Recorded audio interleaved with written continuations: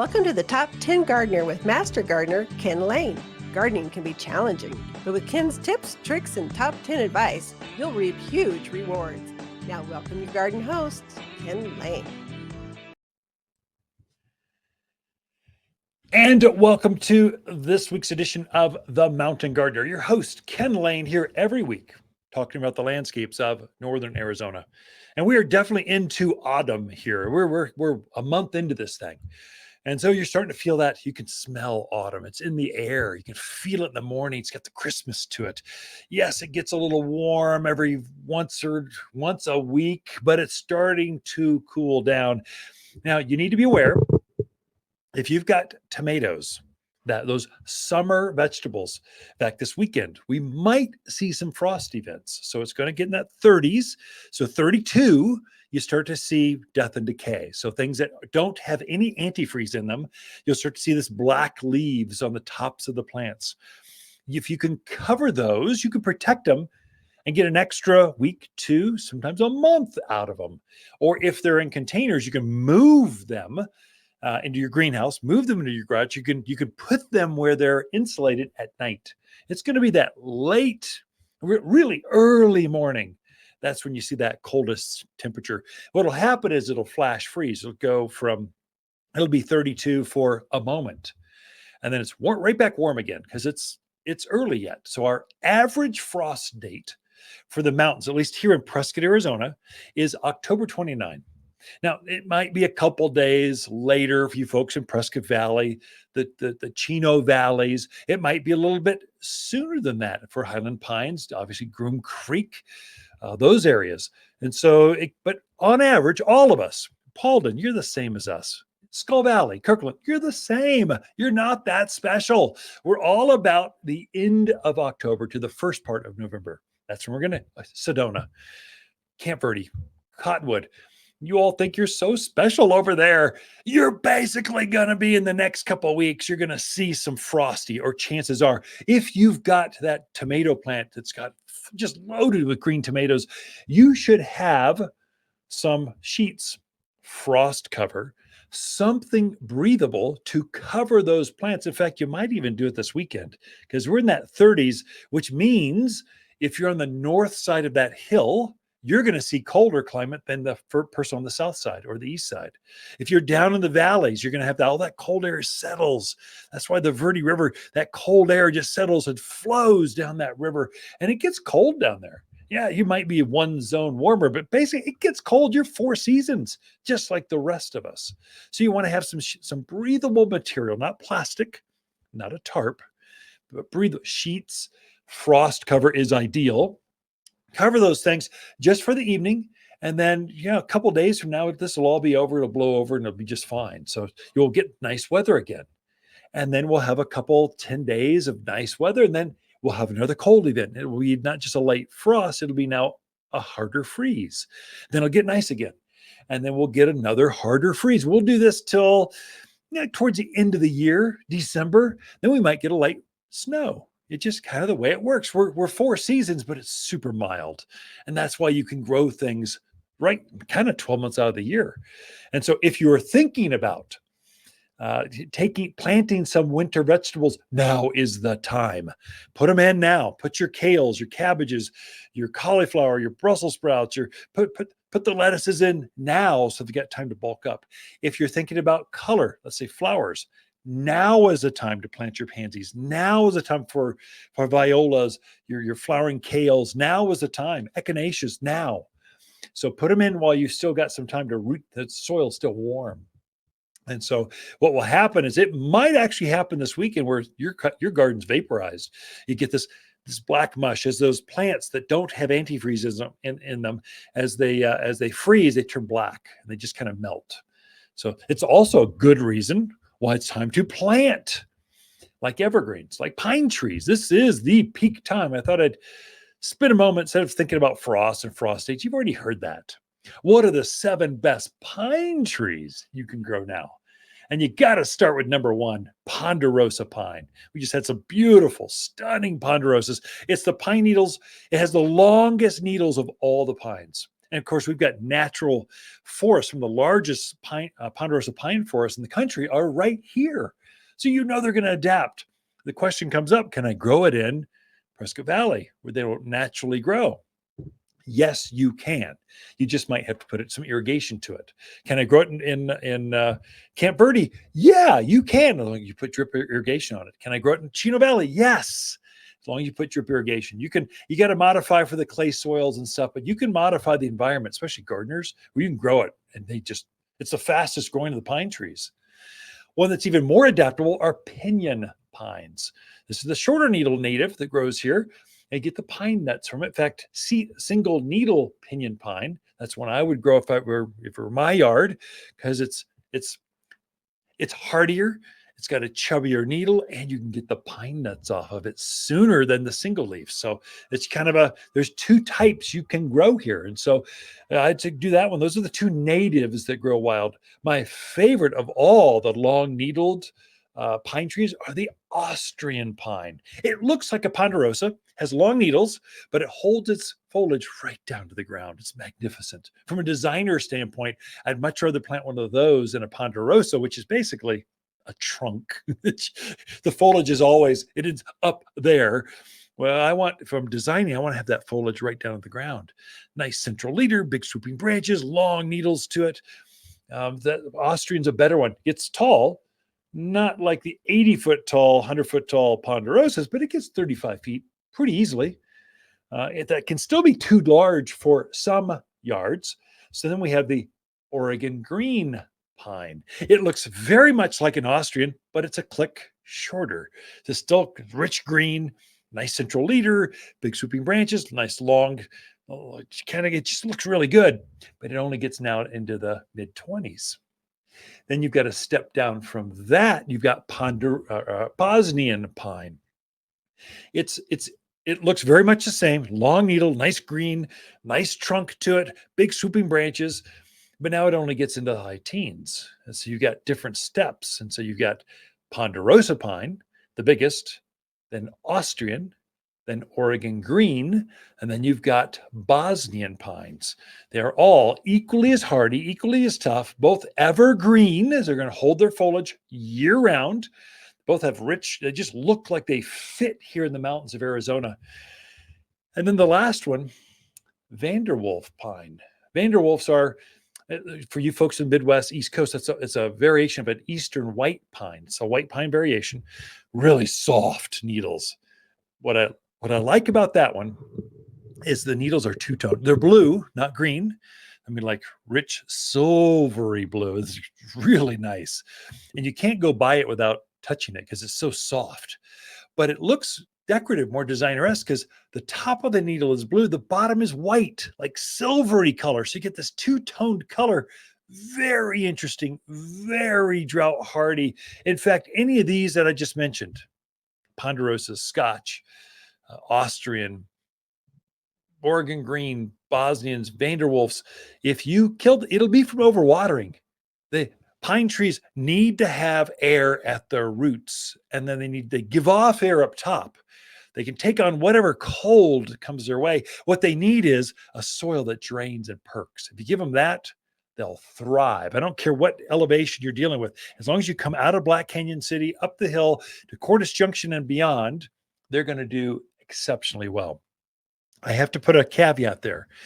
Stay away from, these are you folks from Phoenix, Tucson, those areas. You're used to your Goldwater pines, those long needle pines that grow down there. They also grow up here, but not very well. I never sell them at the garden center, at least here at Waters Garden Center. You'll find them at box stores and stuff, but there's a rust, there's a disease that is a host from the oak trees that carries over to the pine trees. And so they live for just a few years, and they get this orangey coating to them, and they collapse and die. You really don't want to plant that in your yard. They'll grow. They say they grow. You read the tag, it says it's grow. But I'm telling you, as one gardener, my name's Ken. or just friends talking over the fence. I would not plant that myself because you're going to have issues because we've got so many oak trees just throughout the area, and it just blows across the plains and gets on your pine trees and causes issues. So stay with your locally higher altitude pine trees and you're going to thrive and look great for decades. They'll outlive you and I combined. All right, so that's it for this segment. Be right back with Lisa Lain and your garden questions after this. Autumn is the most beautiful time of the year in the mountains, and Waters Garden Center has the brightest trees. We've collected 700 hardy trees, including maple, aspen, ash, and oak. Each is ready to plant, so you can enjoy brilliant fall foliage in your yard. Shop online at top10trees.com or visit us in Prescott. Trees are brighter at Waters Garden Center in Prescott and online at top10trees.com. You're listening to Garden Master Ken Lain, owner of Waters Garden Center in Prescott. Join his daily podcast for timely garden advice seasonally right for the gardens. Ken can be found throughout the week at Waters Garden Center in Prescott or through his website at top10gardener.com. You're listening to Garden Master Ken Lain and the Top 10 Gardener podcast. Welcome to the Top 10 Garden Show.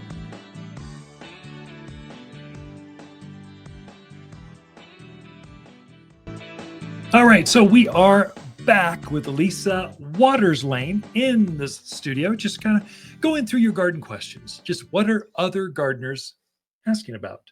So Lisa brings those to us. It could be a Facebook question, an email. We get quite a few of those. Actually, YouTube has a surprising number of questions. And then, of course, here in the garden center, right here at Waters Garden Center, we're talking to gardeners all day long. So we want to share those. So welcome to the studio, Lisa. Thank you. Good to be here. It is good to be here. Like, this is the reason we live here, not at the garden center, but Central Highlands of Arizona. That it's just so beautiful out. All the trees are turning color. It's beautiful right now. Oh my gosh. You can walk, never get hot. Turned, yeah. The oaks are starting. Did you notice the maple trees out front in front of the store? Yeah. Where the eastern side, where the sun is hitting them, they're in full red. The backside, the north side, is all green. Isn't that weird? So it is interesting. So the sun is doing something to help them turn. They're happy with that sun. They want to turn, but they want to turn where they're warm. Very interesting stuff. So anyway, what kind of garden questions we got? All right. Well, our first question is from Sharon. She was in the other day, saw us unloading aspens out of the back of a truck. And she has a new home in Prescott Valley. She's asking, can I put an aspen in Prescott Valley? Her neighbors were discouraging her. She really wants one, loves the look. So what do you think? Sharon, you live in America. Get what you want. Don't listen to your neighbors. Oh my gosh, I don't even know what they're talking about. If you drive around Prescott Valley, there are striking, beautiful aspens out there. Beautiful white bark. They're starting to get that little tinge of gold to them. Sharon, you can have one, get one, do one. Oh my goodness. We've got Aspen Creek right here. It's at about the same level as Prescott Valley. Why wouldn't it grow out there? That's a neighbor that doesn't know what they're talking about. Go for it. In fact, I've seen them, if you irrigate them, they'll go as low as Cordis Junction, Jerome, although that might be getting, as you drop down to that lower level, gets a little bit much. But for sure, you can go down to 4,000 foot level. No problem. We had them in Skull Valley. We grew up several of them. They were stunning. As you go lower in elevation, you may have to actually put them on drip irrigation, which, it's pretty easy. You're going to put everything else on there and water it once a week. If you kill an aspen, especially in Prescott Valley, that clay soil with the caliche layers, if you kill them, it will be from over watering, not under watering. That is true. So you kind of put them on a drip, water them once a week, and you're probably can have some beautiful, impress your neighbor with your green thumbs, plant an aspen. And we've got, we were just looking at some 12, 15 footers are huge. Got They're some nice ones. Stunning. Definitely. Now's the time to put them in for sure. And aspens are pretty, that beautiful golden color in the fall. We were coming back from the lake going through Flagstaff, And that one whole side of the mountains, just you can see the aspens. Yeah, It was all just of them are going. beautiful. Well, I was just helping a friend in Paquito Valley. That's out towards the base of the out past Coyote Springs, past Prescott Valley, where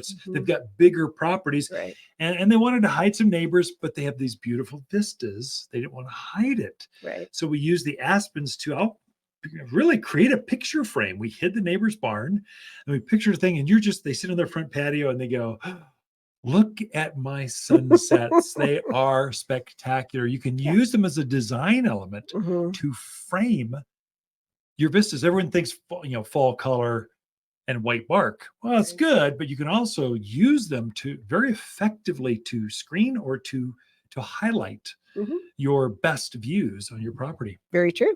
Very true. All right. Our next question is from Doug out in Prescott Valley again. He has a large, older pampas grass that's starting to kind of die out in the center. Yeah. He wants to know, is there anything you do with that? Is just that the nature of the beast? Yeah. Or, I don't think anybody burns the centers out of them anymore. No, it doesn't do anything anyway. So just come back. So pampas grass are kind of like people. There's a stage where they're just like, oh my gosh, they're so beautiful. And they sing well and they dance and you just want to take a picture and put them on the front of magazines and talk about them. They're just rock stars. And then they start to fade. You put them on the front cover of AARP, kind of, yeah. We're learning how to ask for a discount, travel better, go on a cruise, and they start to die out in the middle.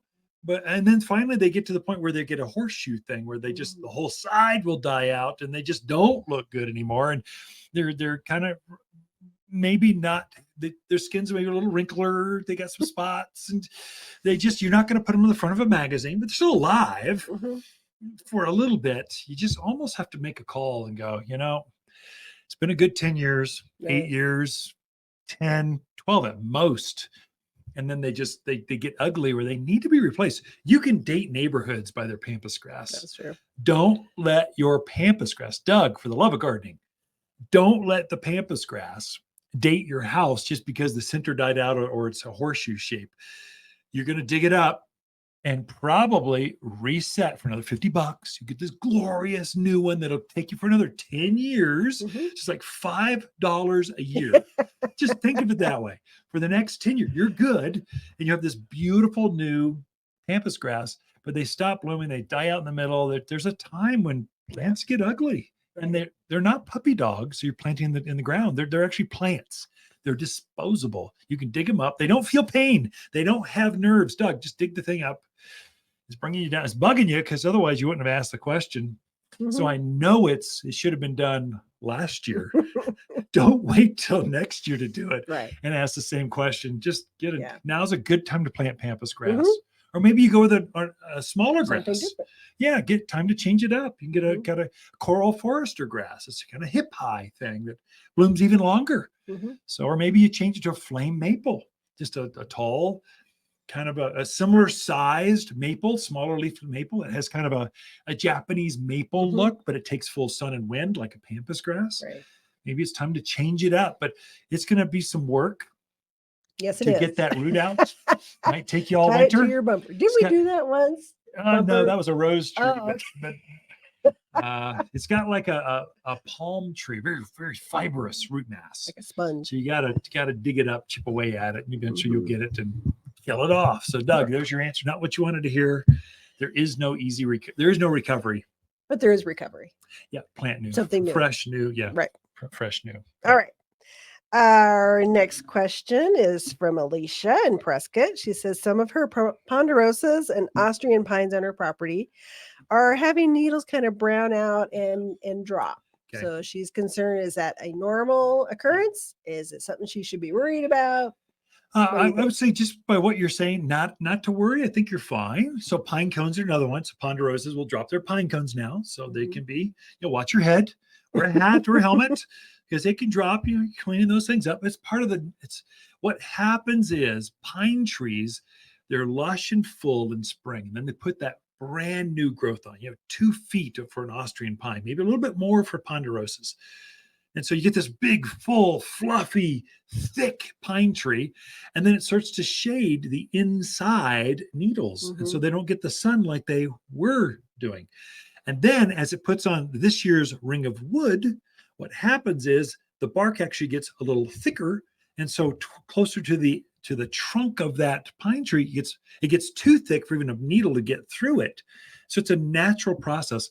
A pine tree, you'll never see needles on the actual trunk because the bark and the wood has gotten so thick. And they do that to insulate themselves. So in case it gets droughty, gets fire, there's some reasons that it's doing that, but needles can't compete. So they just shed those.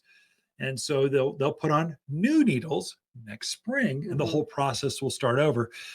So going back to what should you do for a pine tree? Right now, I'd do two things. One, don't worry. Two, actually three things. Don't worry. Two, fertilize it. So you're setting the stage for next spring's flush new growth. So you get this beautiful new growth. Secondly, pine trees are prone to bark beetle, ips, flathead borers, some things. Treat it right now with a tree and shrub drench. There's a liquid that you mix up in a watering can, pour it right at the base of the tree. The plant will absorb it as it's absorbing nutrients from your fertilizer. Do those two things, fertilize and tree and shrub drench. You will have a happy, healthy, worry-free pine tree for the next year at least. So don't worry, basically, you're fine. Right. But that's a gardener catching what's going on in nature. Definitely. That's it for this segment. Ken and Lisa Lain, the Mountain Gardeners. We'll be right back after this. Holiday cactus and whiskey star cyclamen. We've collected 35 of these ideally grown plants for your holidays. We curated our largest holiday cactus bursting with flowers, paired them with two unique whiskey star cyclamen. Together, they create a stunning display of color, ensuring a festive atmosphere through the end of the year. Very fun, very limited, and only available until we sell out. Only available by pre-ordering your collection online at watersgardencenter.com. Pay now and ready for a November 18th pickup directly at Waters Garden Center's Prescott location at 1815 Iron Springs Road in Prescott. Sorry, this collection is so limited we will not ship these directly and only available for in-store pickup. Holiday cactus with whiskey star cyclamen collection. Happy holidays from all of us at Waters Garden Center. You're listening to Ken Lain, aka the Top 10 Gardener. Ken can be found throughout the week in Prescott at Waters Family Garden Center. Listen daily as he answers the top 10 questions of the week, streaming on Apple, Google, Spotify, or wherever you download your podcasts. You've tuned in to the Top 10 Garden Show with garden expert Ken Lain. Join the conversation daily as he answers timely garden questions. Email Ken a question directly from your phone to his desktop through the web at watersgardencenter.com. That's Waters with 2 T's, gardencenter.com. Or visit face-to-face throughout the week where he can be found at Waters Garden Center in Prescott. Now welcome your host, Ken Lain. So we have an evergreen theme going to the show this week. I thought I'd mentioned cedars. A lot of cedars do amazing here. They kind of look like junipers, only they're much taller. Not all of them. I guess the biggest one, deodar cedar, is crazy tall. It's probably the largest of all the evergreens. But there's cousins of that. I mean, deodar cedar's too large for most garden centers, most yards. I don't think I'd have one in my yard. It's just, I've got a half acre.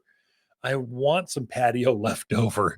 I don't want it to obliterate my house from the front street. I want it to be strategic. And so it's a 80, 100-foot tall tree with 25-foot swooping branches. They're gigantic, too big for a lot of places. Kind of a brief history. Deodar cedar is also known in the Bible as the tree of Lebanon. So that's what they made portions of the tabernacle out of. And you just hear this story in the Old Testaments. Well, that's the same tree. There's some of the just huge. And so they're too big for some yards. But if you need a privacy screen or windbreak like now, deodar cedar, big, gigantic trunk, swooping branches. I mean, each branch 12 feet long on each side. It's gigantic. So kind of a blue tinge to it. Looks really good. So I saw a lot of them. There's one that's like that, that's a step down. It's called golden deodar cedar. It's got a gold hue to it, same shape, but it only gets 20 feet tall. So now all of a sudden you can have this anywhere, especially if you've got a lot of a dark colored rock like that chocolate mocha, sometimes that gold, or you've got a lot of native blues showing up, that pinyon pines and the oak trees. Well, that gold really is striking. Good contrast, easy to design with, but equally as hardy as the other cedars grow here. Then there's an interesting one that's kind of a dwarf version. It only gets maybe 10 feet tall. It's called Hortsman, Horts, Hortsman deodar cedar, Hortsman cedar. It's got a very unusual character. Again, main trunk, then interesting character coming off the branches, but only gets 10 feet tall. It's quite striking, very unusual. You look at it and go, oh, you either love it or you hate it, but you don't, emotionally, you have to decide. It's just so interesting. Kind of a rich, deep, kind of blue-green color to it. This nice pattern, kind of like if you like Lego sets. That's a great one. It looks really good out there. And so Hortsman is good. One that a lot of folks don't know that are new to the area, but does exceptionally well. You folks from the Northwest, you know this one. It's called Atlas cedar or weeping Atlas cedar. So Atlas cedar is the statehood tree downtown on the Prescott Courthouse Square. Some of the biggest trees in the front where Bucky O'Neill's statues are, those are Atlas cedars. Like, they're tall. I mean, they've got to be every bit of 80 feet tall, big, gigantic trunk. It's kind of comparable to a deodar cedar as far as size goes, but has a bluer hue to it. Has a more formal, less soft, more rigid kind of layer Christmas tree look to it.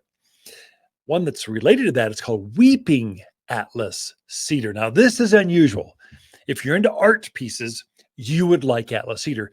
It grows really long, and it has a tendril on it that just grows up. So we take the tendril and we train it into S shapes, kind of flowing. It's actually it's hard to describe over the airwaves, but you'd have to see one. They're just so unusual. They get up to 12 feet, 15 feet tall. And then the branches just flow over throughout the landscape. Very unusual. This one you put in the middle of a flower bed. You put it in the middle of that driveway, roundabout driveway. You put it off the side patio. It's just so interesting, unusual. You want to see it up close. But weeping Atlas cedar, we've got different forms here at the garden center. Now's a great time to plant those, but you plant the form that fits your kind of your garden style. Again, it's one of those, you either love it or you hate it. It's kind of like you're not going to be emotionally, you have to decide, going, that's not for me. I only want one tree in the front yard, and that ain't it. I want a Christmas tree. It's not it. I want to be native. It's kind of doesn't even have a native look. Looks like very formal. You folks from the East Coast would like that kind of very formal, unusual. Folks have lots of art in their homes. You would love Atlas cedar. You've got to have one because you look at it and go, cool. I've never seen that before. And lastly, Feelin' Blue cedar. This is very short. It's more of a ground cover. So Feelin' Blue has the same texture. All these cedars have the same needle, short needle, typically blue, maybe a golden hue to it. Now, they all look the same, but Feelin' Blue flows. It gets up about no more than hip high, really more like knee high. Then it flows over that raised bed, down that front steps, softening up that rock lawn that's out there, just flows, has the same sun hardiness. You water it once a week, you're good. Low maintenance, low care, but easy, kind of evergreen kind of color to it. But Feelin' Blue is the ground cover. So you got deodar cedar, the biggest, then golden, step down with a golden hue. Hortsman, about 10 feet tall. Atlas cedar, okay, that one does get big, it's 80 foot. And then a weeping version of that gets about 10 feet. And then Feelin' Blue, about hip high or shorter, really knee high. Those are the cedars you can grow here and count on them to just look good year round. Water's October companion plants that grow well together are blaze maples, spicy mums, glamour kale, and burning bush. Water's compact burning bush is a neat, well-behaved shrub prized for its blazing red foliage in the fall. Looks great when planted with autumn gold sumacs, lilacs, and gold euonymus. At 6 foot, this bush makes a natural hedge that burns red through autumn, all for $49. You'll find the showiest shrubs here at Waters Garden Center. Siri, give me directions to Waters Garden Center.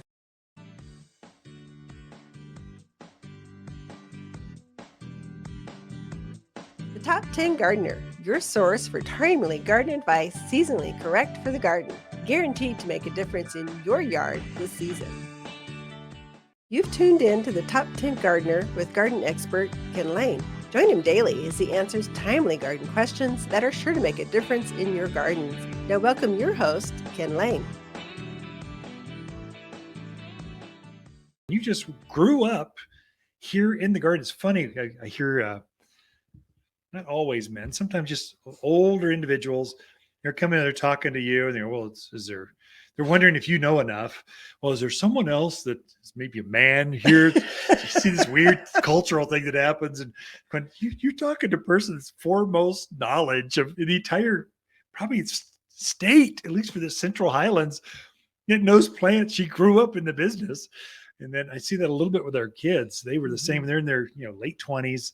They've been in the business since they were in diapers. They know more than most gardeners, master gardeners know. And they're going, well, you're just too young. Give me someone else. I'm going, okay, whatever makes you comfortable, we're here for you. And I would say, in addition to that, our staff is very well educated, very knowledgeable. We got two of them that are three that are Arizona certified nursery people, which is a huge. That's hard to get. That's hard. There's 5 of us because you and I count too. Right. There's 5 of us. Most garden centers don't even have 1. Right. And we got 5. This is where the Latin name, the common name, how to design it into a landscape for the proper spacing, how it's going to grow, how it's going to look 1 year, 5 year, 10 year. It's intense. It's like the bar if you're an attorney. It takes all day to actually take this test to be approved or not approved. And so it's just, Arizona certified nursery professional. It's pretty intense. Yeah. So we have 5 on staff, and then just our staff is very knowledgeable. We do a lot of training. We do a lot to inform them so they can help our customers. And that it's super important for people to know. It's not just you and I that have all the knowledge. It's the staff. I mean, I'm the weak link in the whole place because I'm running.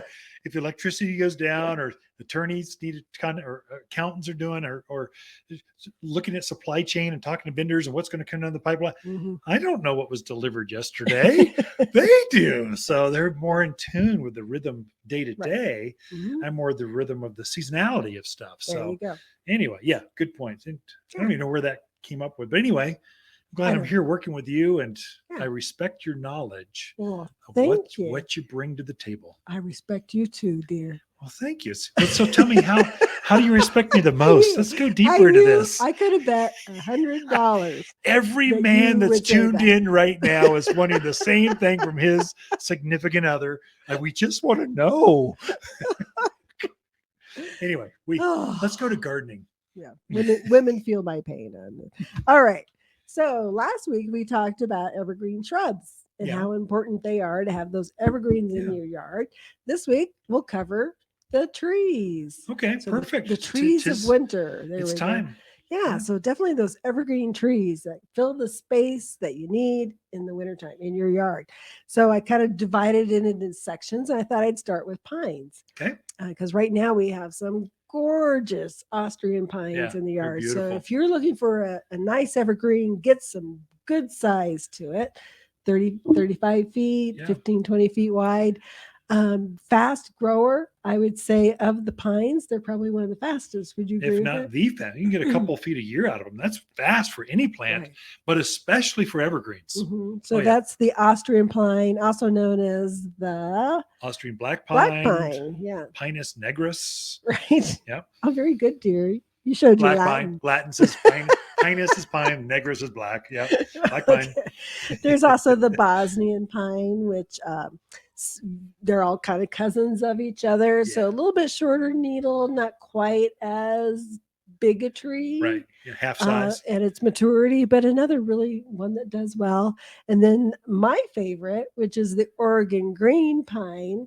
Oh, And I love this one because it fits into those smaller yards.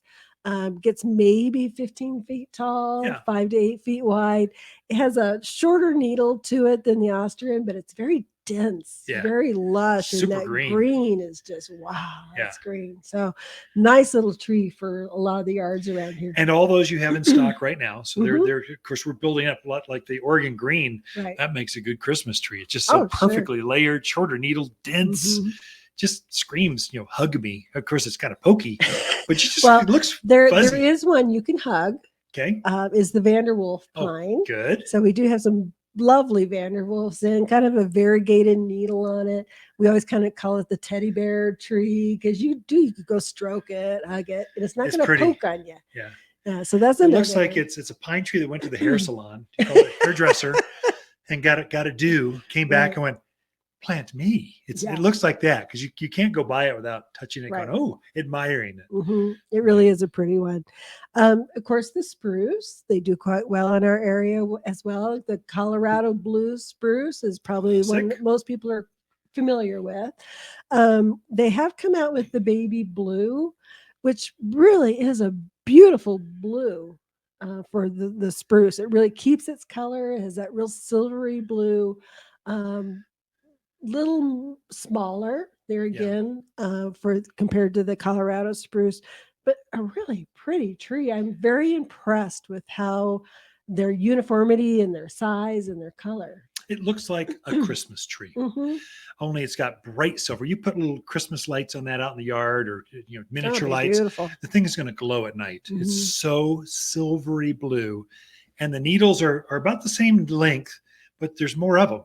Yeah. So it has this perfect shape to it. And quite honestly, Colorado spruce, it's a great tree. It's the fastest growing of all the spruce, but it's too big for most yards. The baby blue eyes, the backer eyes, some of these others, Fat Albert spruce, there's so much, they're uniform, they're brighter colored, and they don't get so doggone big. Easier in the landscapes. Yeah, definitely. And they're just as hardy as the native Colorado spruce.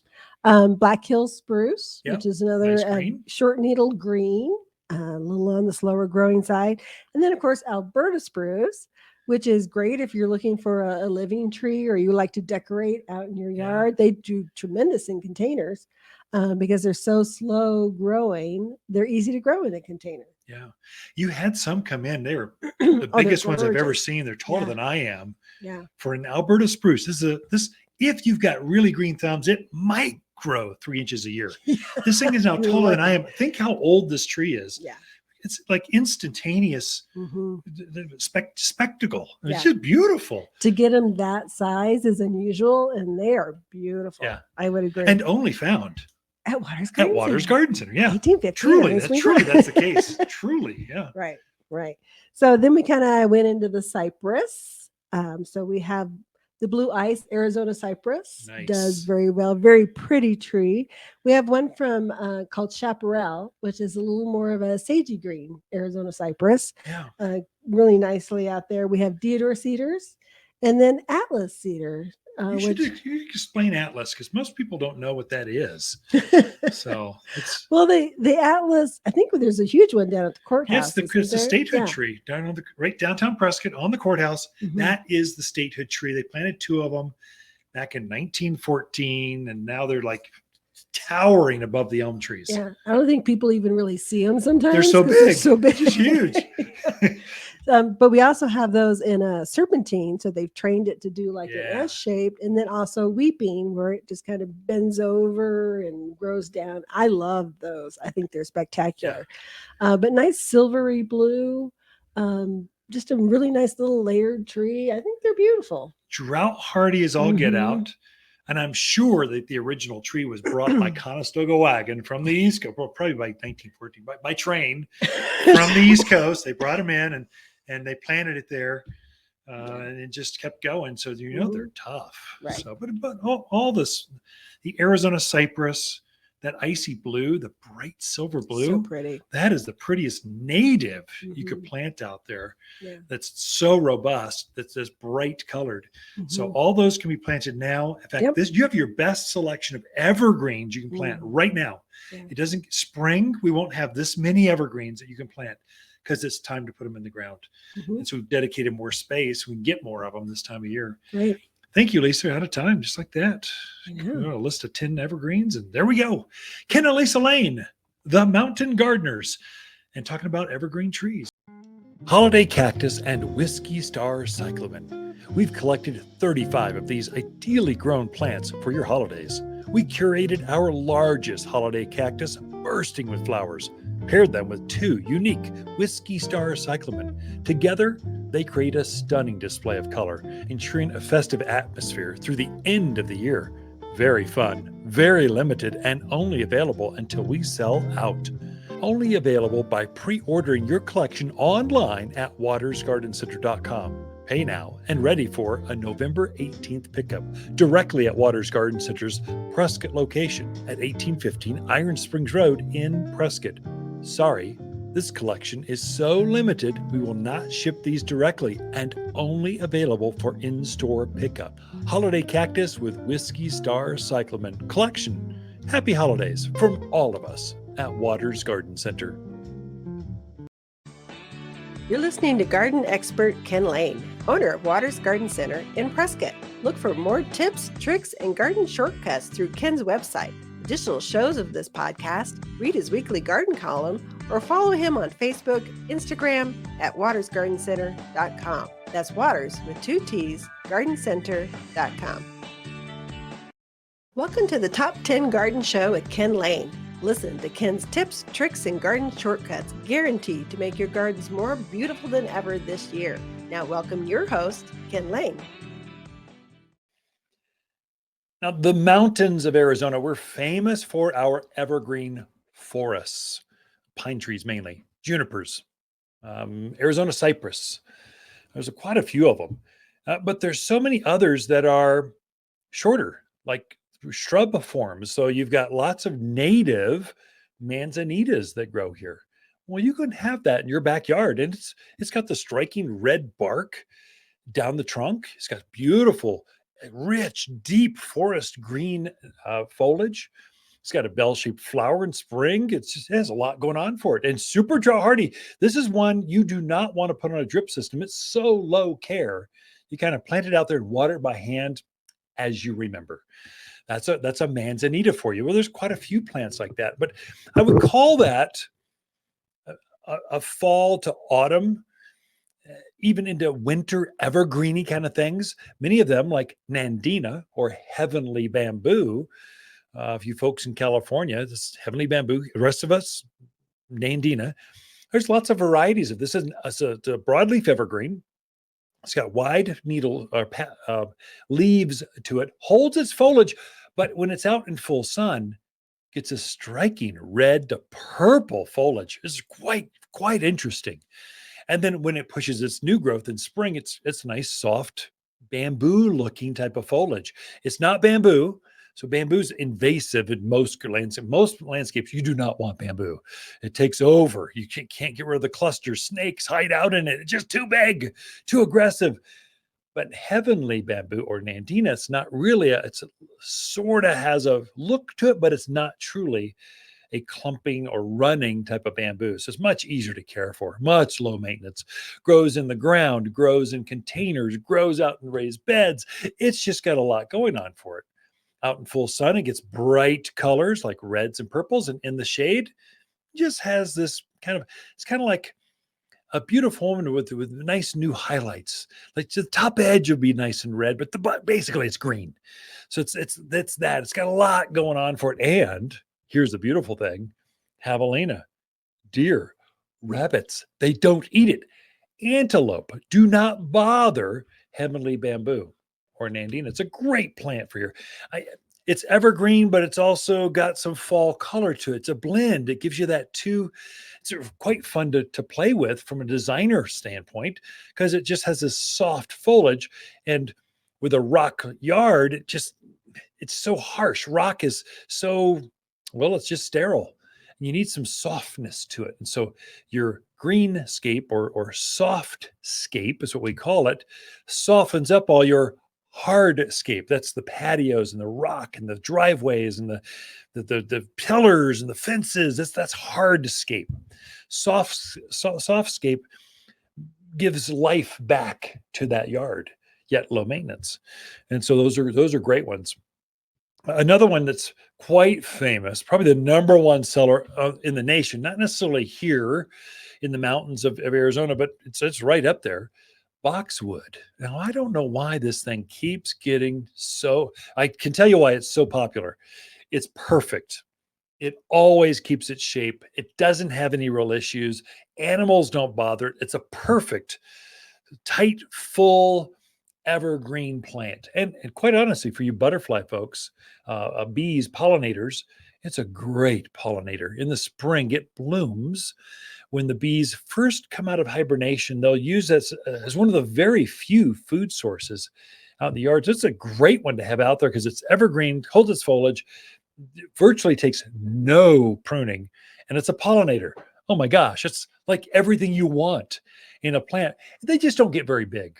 And they're kind of hip high, most of them. There's a couple columnar varieties that maybe get a little bit taller, but not really. They're going to be in that hip to knee high. So that's one where they edge like English gardens, like a nice knee high to hip high hedge that formally surrounds the flower beds. That's it. That's boxwood. That's why it's so popular. It just always looks good year round. One that's sort of like that, but a little different, is euonymus. So euonymus is a gigantic family of plants.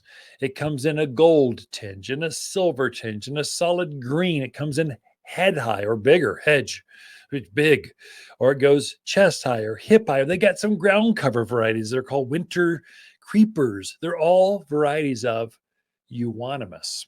Most of them are evergreen. In fact, all of them are, except for one that I can think of.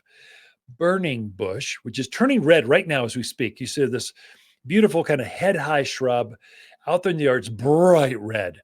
That is burning bush. It's one of the few. It's actually a euonymus. It's the same family of plants. Again, this is a huge family of plants. Most are evergreen, but that one that grows up here is a deciduous variety. That is, it loses its leaves. But before it does that, it turns this burning red. That's the name, burning bush. Shrub out there that's just magnificent. I mean, it's just, if you need some red out for the fall color, that's good. And we even without foliage, the stems are quite interesting as you look at close. They've got a bark, kind of a bark covered, kind of corky looking bark to it. It's just super unusual. Florists often will take cuttings and use them in their floral arrangements. I think they'd look just quite striking with nothing but burning bush coming out of a vase. It'd just be beautiful. Without the red color, just no foliage. It's so interesting and super easy to grow. So all those are really good. A lot of the euonymus can change, have kind of like that nandina. They can have some coloration variation to them. I would say junipers. Junipers are evergreen, obviously. But many varieties can have a purple hue or a golden hue to them. So they can have some very interesting, there's nothing lower maintenance than juniper. They get a bum rap because they have some allergy issues. The big native ones can have some allergies. Quite honestly, we only grow not allergy free, but darn close to it. So the male junipers are the ones that have all the pollen. They think they're just going to populate every gal out there. So pollen goes streaming across there, and then you get these allergy attacks. But if you just have females, so we only grow female varieties of junipers here at Waters Garden Center because we're not starting them by seed, we're starting them by cuttings. So we can dictate male or female kind of plants. And so you get a prettier plant without all the allergy issues. But that's one, many of them turn colors. Quite interesting colors. And of course, number one seller, I got, maybe there's two. There's one native and one big one, red-tipped photinia. This one's gigantic. So it gets 12 by 12 by 12. I mean, children, small dogs have been lost in red-tipped photinia. They can be too big. Don't put them next to the house or they will take over. Generally, they're too big for my yard, so I don't have one in my yard because I don't want to work that hard. It gets mildew, it has bugs, grasshoppers get on, deer eat it. It's got every problem you could have. It's got it, but it is number one seller because it grows so fast that you get a lot of plant for the money, basically. So it's cheap. But it can be it's a laborious plant. It's not low maintenance. It's laborious to keep it in check. So you're always going to have your maintenance guy out there cutting on this thing 2 or 3 times a year. One that's sort of like that, that's a native, it's quite good. This one is low care, is silverberry, or Elaeagnus is the botanical name. You think Ellie and Agnes, put them together. That's Elaeagnus. That's the native, that's botanical name, but silverberry is kind of probably easier to remember. Now it comes in gold, which is, that's the one I plant myself. Again, it's a big plant, well above my height. I mean, I'm a tall man. It's above me. It's easily going up 7, 8, maybe 10 feet. Solid, just evergreen foliage, and it is drought hardy.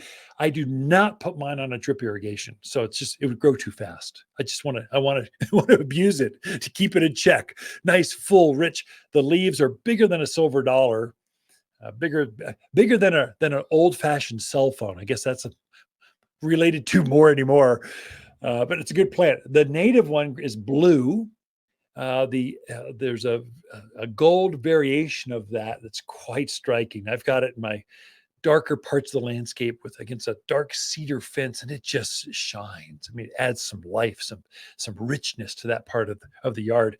And I hardly care for it. I prune it. Maybe I might give it a haircut once a year. Yeah, and then I never water it. It's a great plant. So silverberry. Those are your broadleaf evergreens that also look good in autumn and throughout the winter season to come. Prescott Blaze maple is the fastest local tree with brilliant red foliage. Prescott Blaze maples grow 3 feet each year. That's fast. Prescott Blaze maples are perfect for patios or any place a shade tree is needed. We have a limited number of huge, instant Prescott Blaze maples, but the $249 size is exceptionally nice. The maples are brighter in Prescott at Waters Garden Center. Or shop online at top10trees.com.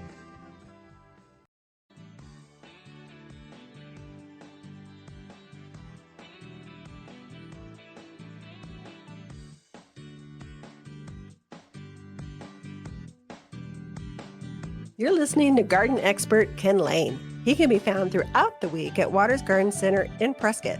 Thanks for tuning in to the Top 10 Garden Show. You've tuned in to the Top 10 Gardener with garden expert Ken Lain. Join him daily as he answers timely garden questions that are sure to make a difference in your gardens. Now welcome your host, Ken Lain.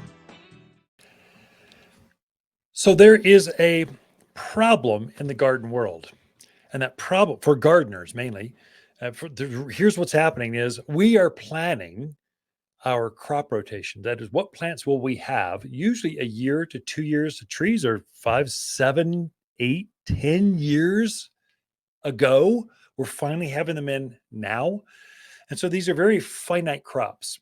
And farmers, we don't want any left over because they just go to the mulch pile. Just not sustainable. It's not organically correct. Just more things to spray, take care. It's better to call it short and run out than to have to put them in the mulch bin or something. So we purposely try to run out. Well, that causes an issue if you want a new variety of lilac or crepe myrtle or camellia, whatever that new fancy fun, the core things. Okay, yeah, there's always junipers or red tip photinia. They never run out because there's literally thousands of them planted. Boxwood, it's ridiculous when you go to the farm. There's thousands of them. But if you want something unusual like Christmas cactus, this is a finite season for those. Holiday cyclamen, if you want a cute little Alberta spruce for the holidays at your front door, hollies. I'm talking carnivorous plants, pitcher plants. These are very limited.